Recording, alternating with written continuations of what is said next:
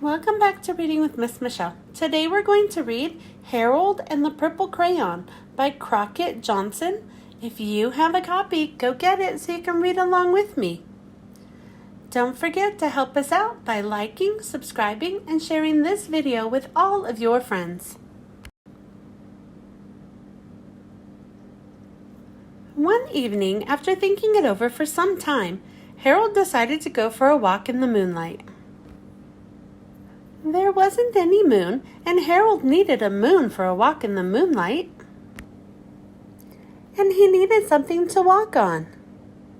He made a long, straight path so he wouldn't get lost. And he set off on his walk, taking his big purple crayon with him. But he didn't seem to be getting anywhere on the long, straight path. So he left the path for a shortcut across the field, and the moon went with him. The shortcut led right to where Harold thought a forest ought to be. He didn't want to get lost in the woods, so he made a very small forest with just one tree in it.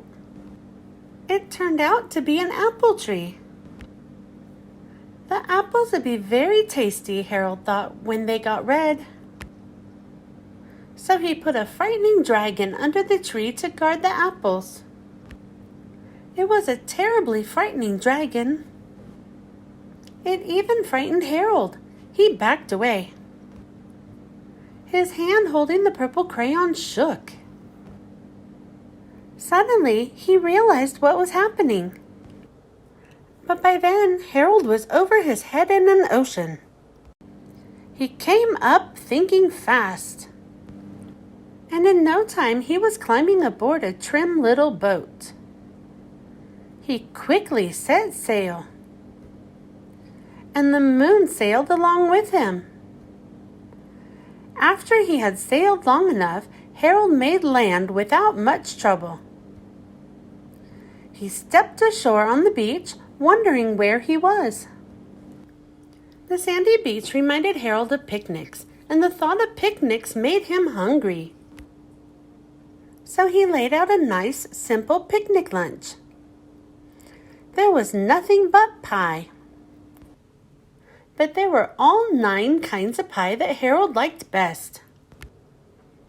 When Harold finished his picnic, there was quite a lot left. He hated to see so much delicious pie go to waste.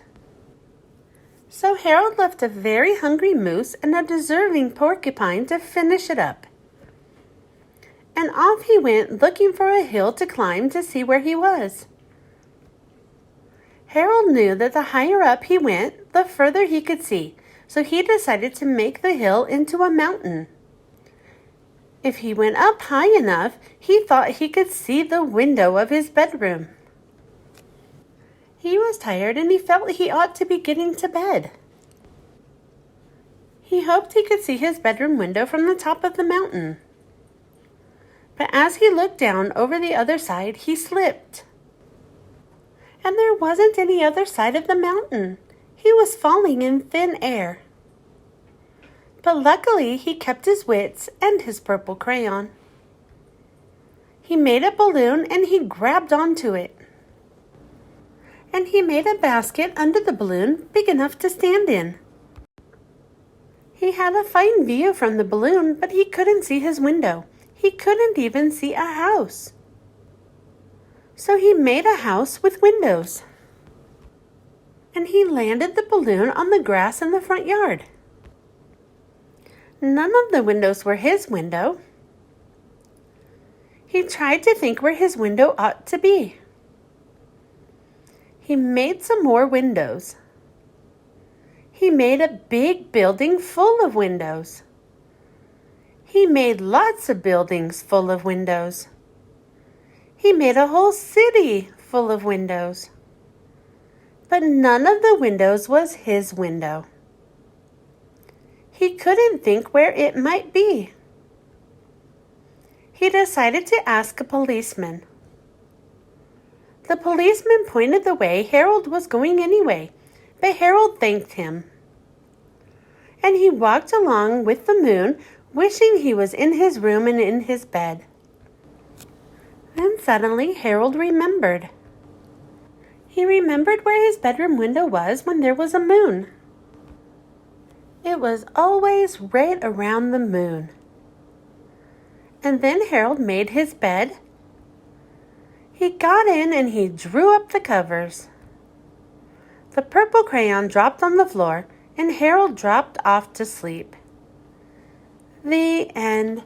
Thanks for joining me. I hope you enjoyed listening to this book, and I hope you were able to read along with me. Don't forget to help us out by liking, subscribing, and sharing this video with all of your friends. I hope you join me next time. Bye!